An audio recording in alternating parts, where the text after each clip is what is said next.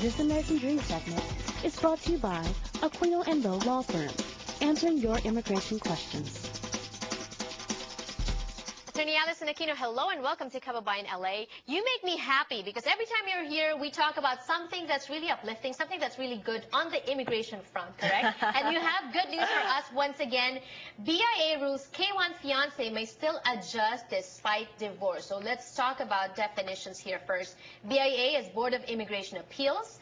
K-1 is fiancé visa. Fiancé visa. Okay, tell us about the case of a matter of CISE. Right. Yes. And so this was an appellate case that was decided a little less than a month ago, and it involved a gentleman from the country of Sierra Leone, and he was studying in Egypt, and he met a U.S. citizen. They fell in love, and when she came back to the United States, she went ahead and petitioned him for a fiancé visa petition. Okay. He entered the United States pursuant to the fiancé visa, but for an unspecified reason, he was delayed in filing his adjustment of status application for permanent residency, roughly about 10 months. Okay. The problem is that about, shortly after filing his application for permanent residency, immigration erroneously denied his application. Why is that? They made a mistake, okay, which sometimes immigration does. Right, okay. Later on, immigration admitted that they made a mistake, but the problem is that he and his wife were already divorced. Okay, let's talk about this. Very interesting. So first of all, if a person, say for example, I'm a U.S. citizen and I want to marry somebody from the Philippines, I apply for a K-1 visa. When he enters, we only have a short window to get married, right? Exactly.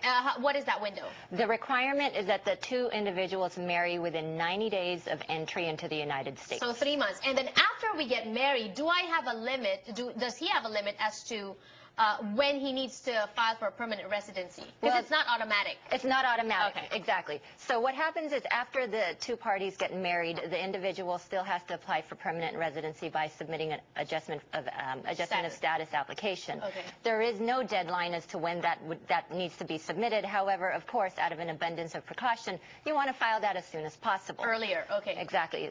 Such as this gentleman, he waited 9 months. Right. And unfortunately, they started encountering marital problems. Right.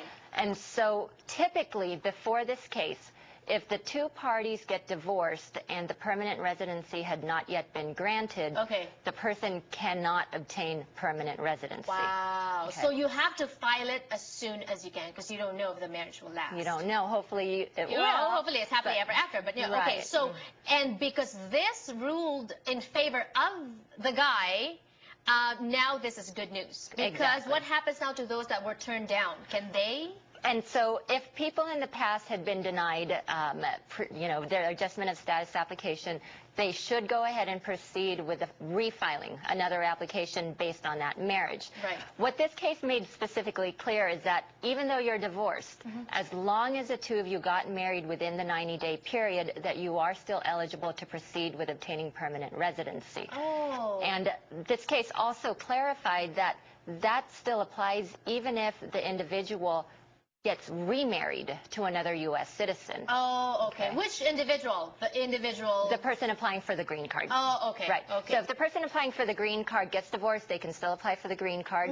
Even if they get remarried, they can still apply for the green card. And the reason that that's important is because there are very strict limitations on the fiancé visa. Right, right. So if a person gets a fiancé visa, enters the United States, gets divorced, and then they think that, well, let me just go marry another U.S. citizen and then apply for for the green card that way. And the laws are very specific, and this case makes clear that you cannot apply for a green card based on any other marriage other than the one who petitioned you for the fiancé visa. Exactly. The first one who petitioned you for a fiancé visa, for the fiancé visa. Precisely. Right. Okay. Right. Well, you know what? It's so complicated, but thank you so much for clarifying things. I would still go with a lawyer. Even if you think you know everything, even if you research on the computer, I would still go with a lawyer because things change, laws change, and that's the number to call on the screen. They do give free office consultation. Or if you have additional questions, you may email us because we will have them answer your questions. That's Kababayan at LA18.tv. Thank you so much.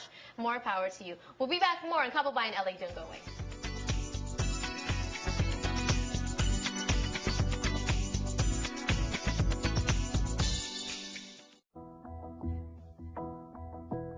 Cancer can be daunting.